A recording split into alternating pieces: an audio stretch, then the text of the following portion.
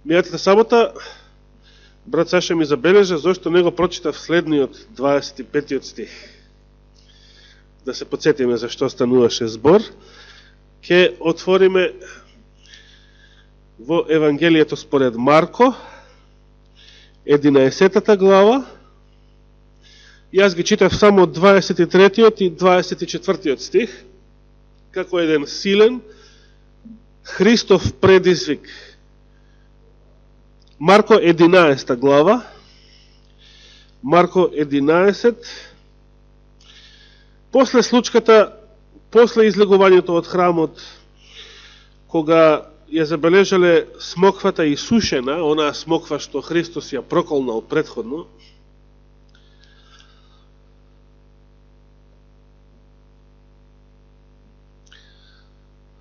и Петр се зачуди кога ја виде смоквата исушена, и тогаш Исус им одговара и им рече, и тука сега читаме повторно 23 стих, имајте вера во Бога. Имајте вера во Бога. Зашто вистина ви велам, ако некој рече на оваа планина, дигни се и фрли се в море, и не се посомнува во срцето свое, туку поверува дека ќе биде како што рекол, ќе му се исполни што и да каже. Веќе овие зборови се сами по себе силен предизвик. Меѓутоа условот е имајте вера во Бога, и сега прашањето беше што се подразбира ова, имајте вера во Бога или верувајте во Бога. И сега централниот стих беше 24-тиот, следниот. Затоа ви велам, се што ќе побарате во молитва, ова е па уште посилен предизвик. Се што ќе побарате во молитва. Се. Замислете. Верувајте дека ќе го добиете и ќе ви биде.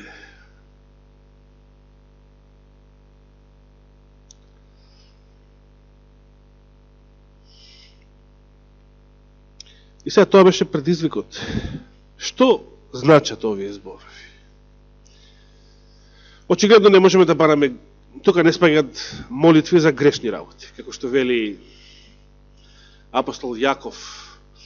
Се молите, барате, односно вели, барате и не добивате. Зошто? Зошто, драги?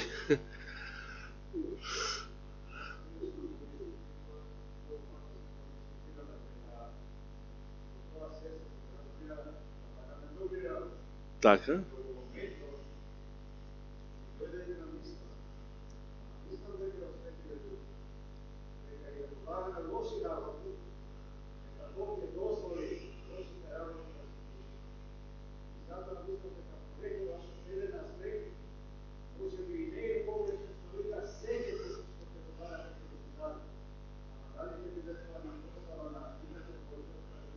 Благодарам. Како што ние мејатата сабота го споменавме случајот со царот Езекија, како тоа што тој поборал, Господ му го дал, иако, за жал, и Борче спомна утрово, не беше сето тоа на благослов. Не само за него, конкретно за него беше на благослов 15 години подолг живот, ама за израелскиот народ, за историјата на Божиот народ, тоа беше огромна последица, тешка последица. И споменавме некои други услови за вослишување на молитвата, услови кои што се подразбираат во овие Христови зборови верувајте, или предходно во 23 стих имајте вера во Бога. Ги споменавме зборовите од 68-иот псалм, ако бев нашол беззаконие во своето срце, немаше да ме вослиши Господ. Значи, не може да постои беззаконие и Светиот Дух заедно.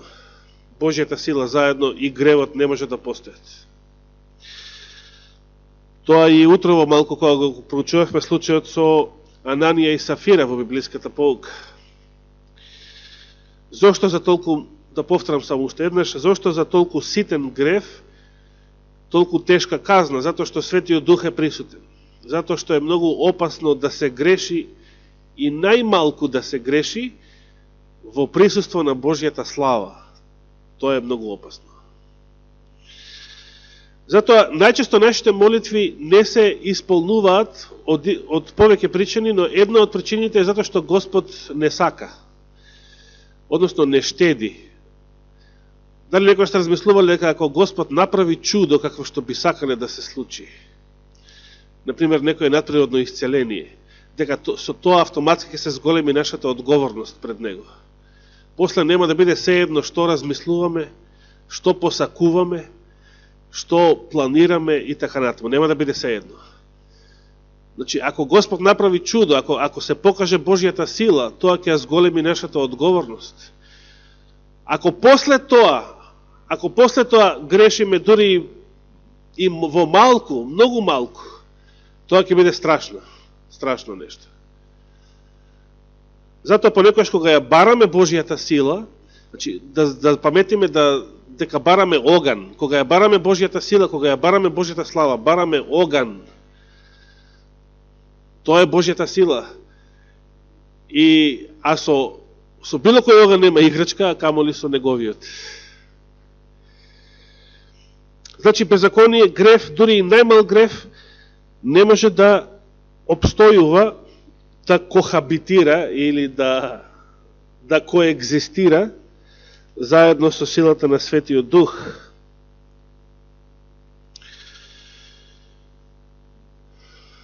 Кој друг услов го споменавме? Имаше некој друг услов? Брат Боче, уште едно да го споменам. Кога бараме нешто, да бараме во Христово име. Беше наведен исто како услов. И тоа е многу битно, затоа што ние немаме никакви заслуги. Ние не можеме ништо да му понудиме на Бога како адут или како вредност. Че ние не можеме да тргуваме со Господа. Не можеме да тргуваме, не можеме да ја купиме неговата благодат. Зошто? Затоа што не може оној што нема ништо да купи нешто. Тој што нема ништо, страната што нема ништо, може да добие не нешто, може да добие се. Ама не како купо-продажен договор или како трансакција. Може да добие нешто или се само како милост. Како дар, да, поклон, дар, милост. Ние не можеме ништо да купиме. Се што било добро во нашиот живот, се што било жртва во нашиот живот, не можеме тоа да го понудиме. Но интересно, ако се сеќавате, Езекија тоа го понуди, нели? Ама тој живееше 7 века пред Христа. Тој тоа го понуди. Господи, сети се како одев, чекорев исправно според Твојата волја, како ова, како она. Што се ние би можеле да кажеме од нашето минато? Господе, ја посетив мојата младост, Господе, од ова се откажав, од она се откажав на времето. Меѓутоа, ако малку се подлабоко размислиме, има ли тоа вредност? Нема вредност. Зошто нема вредност? Бидејќи како прво се што било добро во нашиот живот е од Светиот Дух, значи не е наше. Тоа веќе било благодат. Не е нешто наше. А и се што било добро во нашето минато, во нашиот живот, сето тоа е извалкано, помешано со грев, со сето оно што не чинело од наша страна. Затоа Исаија ја нарекува нашата праведност нечиста или извалкана облека. И затоа, кога молиме, бараме во Христово име, затоа што Само Христовите заслуги се најсигурната основа. Христовите заслуги. Неговата совршена праведност се најсилниот адут заради кој? Значи, заради Христа, ако ништо друго, заради Христа бараме, заради неговата заслуга, заради него, и тоа е најсилниот адут, најсилното на што може да се повикаме за да биде вослишена нашата молитва. И иако јас неколку пати го загледував 25-тиот стих за време на мијатата сабота, проповедта мијатата сабота на вечер,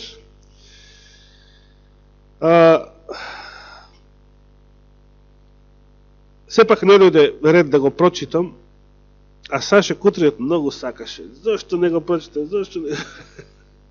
Толку му беше убав, вели, толку убаво ке се вклопеше. Па ја му реков дека Борче неодамно имаше посебна тема за ова, со црницата.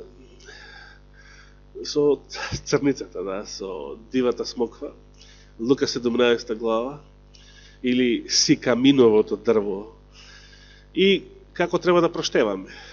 Најде да го прочитаме, бидејќи стварно е убав, 25 стих, и представува услов за вослишување на молитва. Зошто е услов?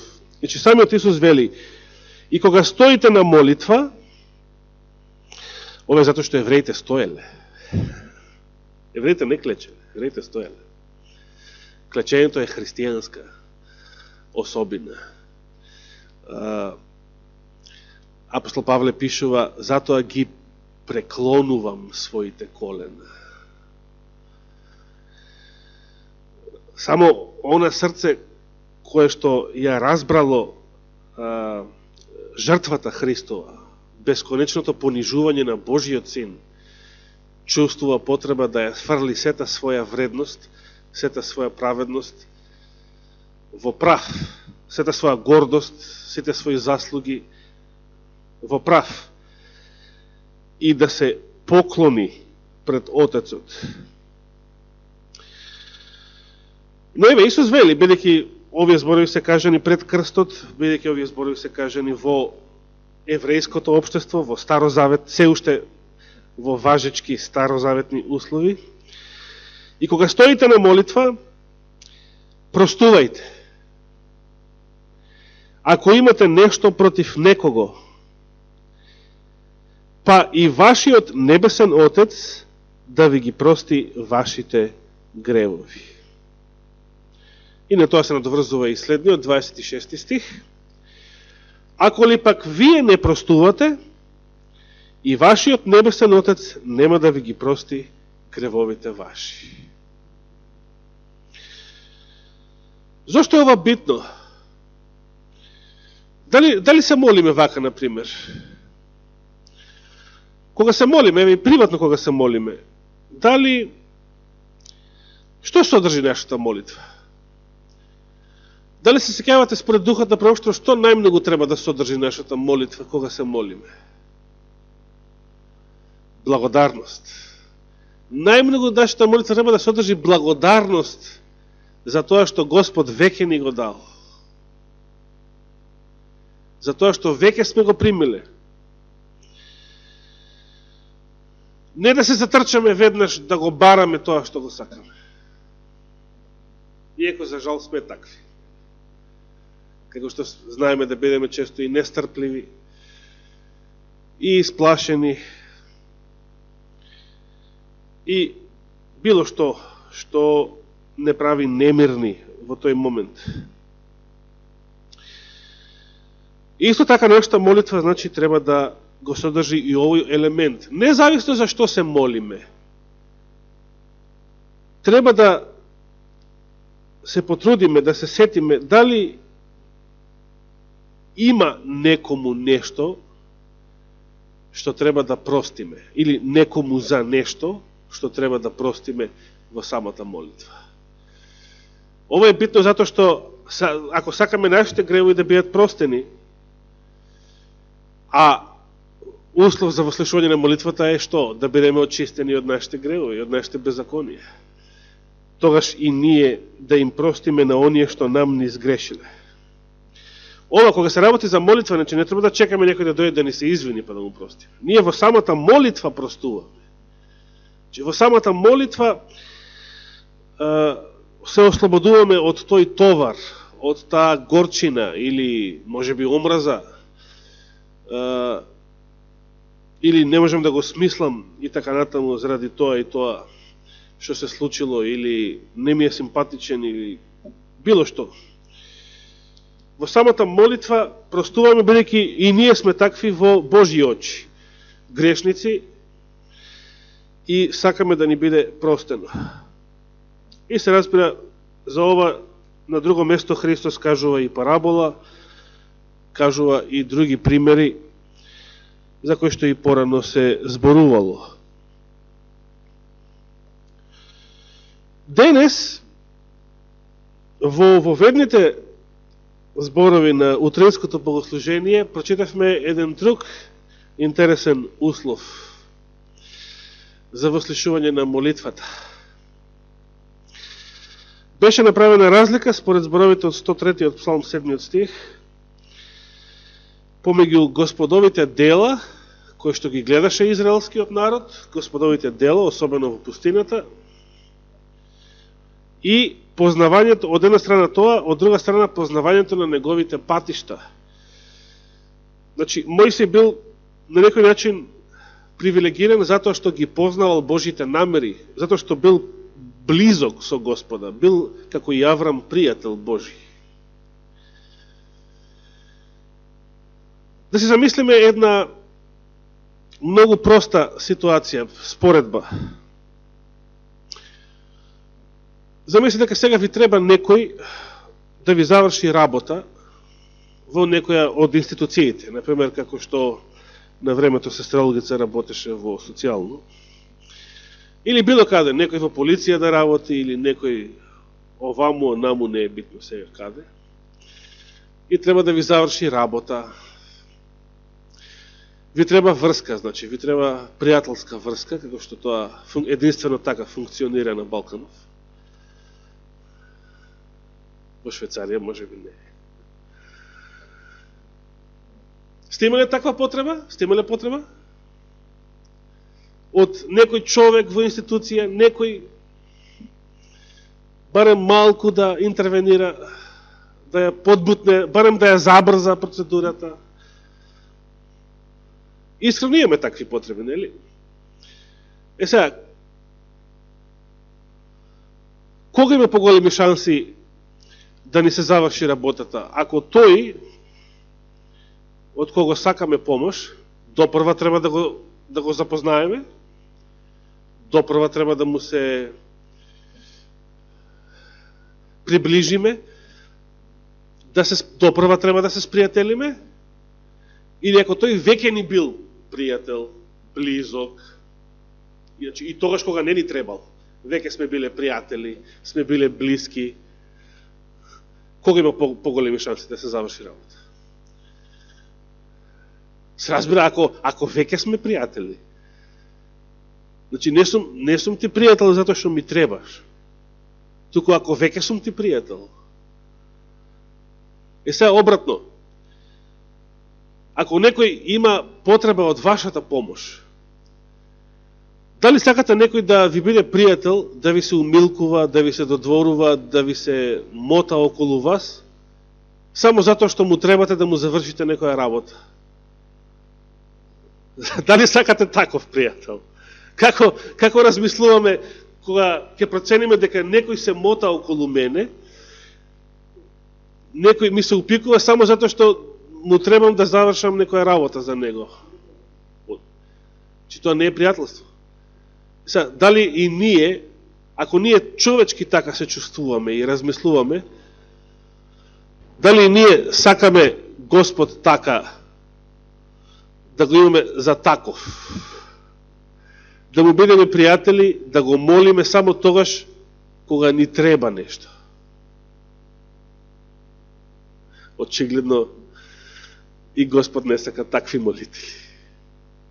Господ сака да му бидеме блиски, сака да му се молиме и тогаш кога не ни треба нешто. Сака да му благодариме. Како што го споменав и Дейвид Гейтс. Господ повеќе сакаше и бараше да благодариме.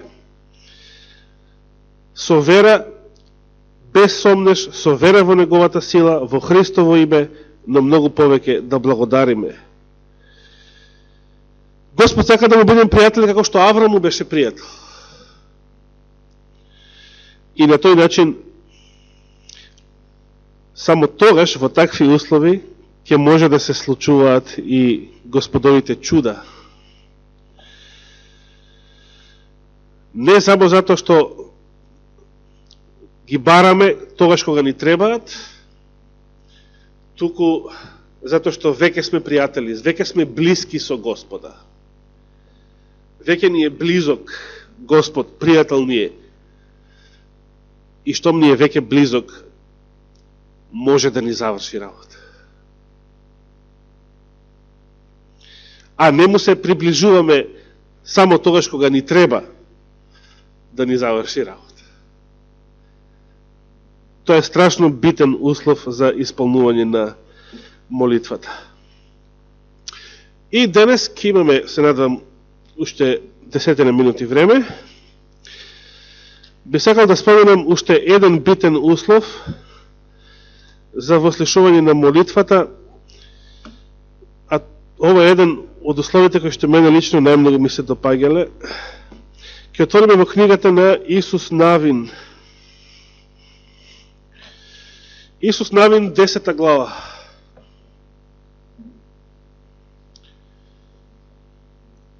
Исус Навин, 10 глава.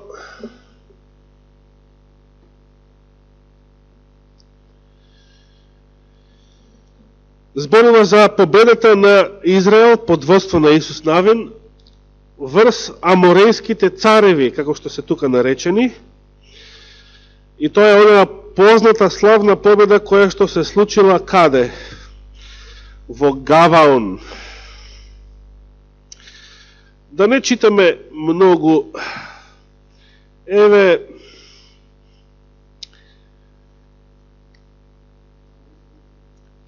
да. Еве само да наведам како вовед. Значи, против Исус Навин се собрале, овде вели, Ерусалимскиот цар, Хевронскиот цар, Јармутскиот цар, Лахишкиот цар, Еглонскиот цар. Тие и целиот нивен народ и го обседнаа Гаваон и почна да војуваат против него, значи против Исус Навин, против Израел. Потоа гаваонците испратија до Исус во логорот во Гилгал, бидејќи они беа склучиле сојуз со Исус Навин, за да се спасат на време, да не ги сотре нив Божиот гнев. Тоа беше друга приказна. Да не ги споменуваме сега посебно нив. Но еве, јас би почнал да читам од 7 стих.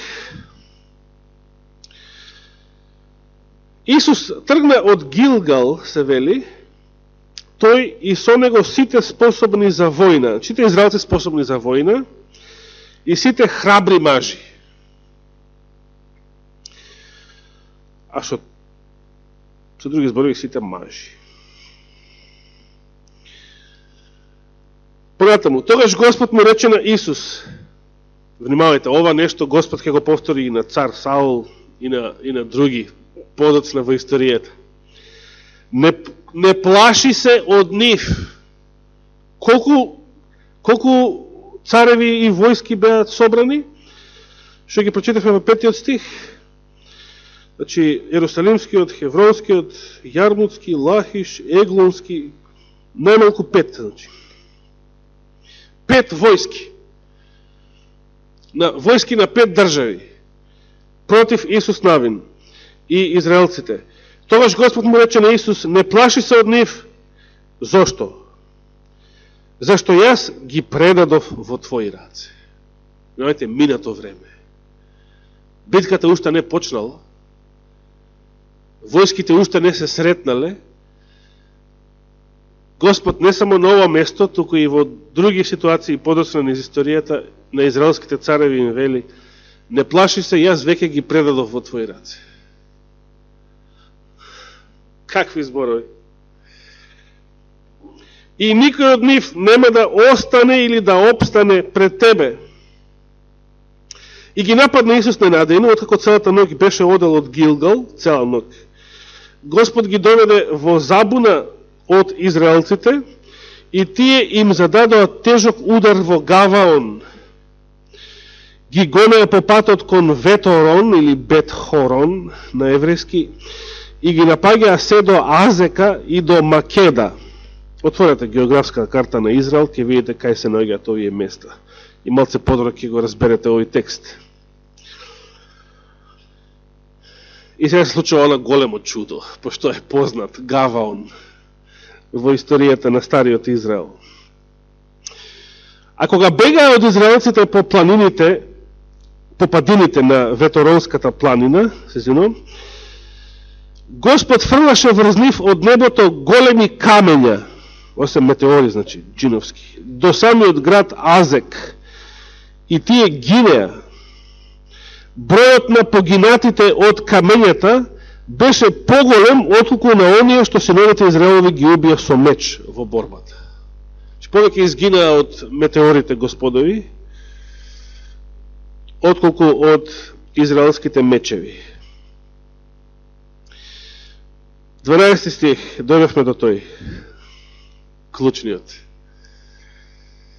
Тогаш Исус му рече на Господ пред израелците во оној ден, во кој Господ Бог ги предаде аморејците во рацете на Израел. Запри се сонце над Гаваон и ти месечино над долината Ајалон. И сонцето застана и месечината стоеше, додека Бог им се одмаздуваше на нивните непријатели, како што е тоа запишено во книгата на Праведниот или Јашеровата книга. Сонцето застана на небото и не брзаше да заиде скоро цел ден. Според дека податоци, значи денот стоел цели 18 часа.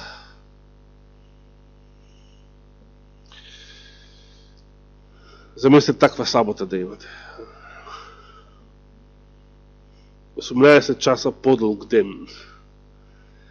А за некого на друго место на планетава 18 часа подолга ноќ.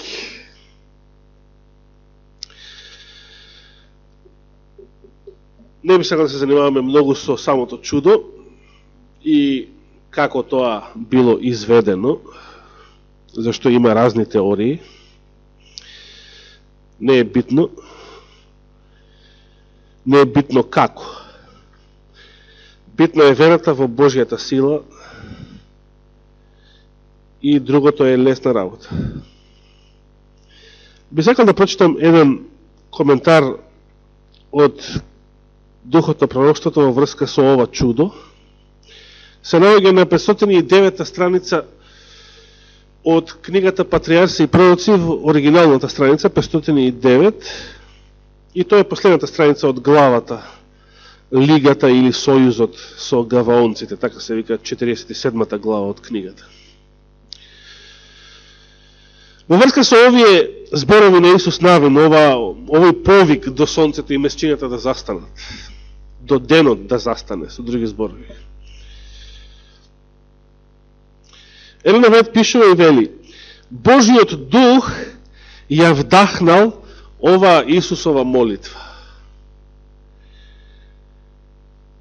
за да може повторно да се покаже силата Господова и односно силата на израелскиот Бог. Заради тоа, барањето на Исус Навин не представуваше дрскост од негова страна. Исус веќе ги примил Божите ветувања во врска со самата битка, нели? Господ веќе ги предал во негови раце. И тој веќе сигурно знаел дека Господ војува на негова страна и дека ќе ги победи, ќе ги совлада сите непријатели на Израел. И се тука има една запрека. И оно што следи после запреката е многу битно.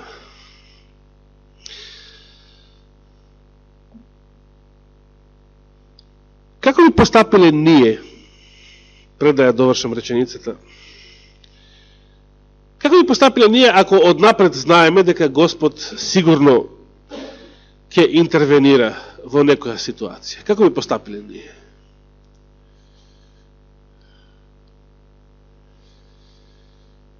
Еве како постапил Исус Навин. Иако тој сигурно знаел, ги примил веќе Божите ветувања, дека Господ сигурно ќе ги совлада непријателите на Израел. Сепак, тој, значи Исус Навин, тој го вложил секој искрен напор од своја страна, како да целиот успех да зависел само од силата на израелската војска. Ја разбравте реченицата? Зошто Господ, Елина веќе сака да каже зошто Господ ја вослушал оваа молитва на Исус Навин, ова големо астрономско чудо со планетата Земја и со месечината. Затоа што Исус Навин, иако веќе знаел дека Господ му ги предал непријателите во негови раце, иако веќе бил сигурен дека Господ е на негова страна, тој не седал со скрстени раце. Туку за самата битка Исус Навин така се подготвил, ги вложил сите човечки напори, се што до него стоело за успех, како да целиот успех да зависи само од силата на израелската војска. Со други зборови, кога ние се молиме за нешто и сакаме нешто, дали навистина го сакаме? Господ тоа прашање ни го поставува. Дали навистина сакаш нешто? Ако нешто навистина сакаш, тогаш ќе направиш се што до тебе стои, се што стои до човечката сила, за да го постигнеш, нели? Затоа што Господ сака тоа да го види. Дали ние искрено сакаме нешто, или не сакаме искрено. Го молиме Бога, ама не баш сакаме. Или не со цело срце, или не сакаме, или не мрзи, или било што да направиме нешто од своја страна во правец на исполнување на нашата молитва. Исус Навин направил се што човечка сила можела да направи, се што стоело до него, до човечка сила. И кога тоа го направил, значи кога направил се што можела човечка сила, како да успехот зависи само од силата на израелската војска, дури тогаш тој повикал со вера за Божја помош.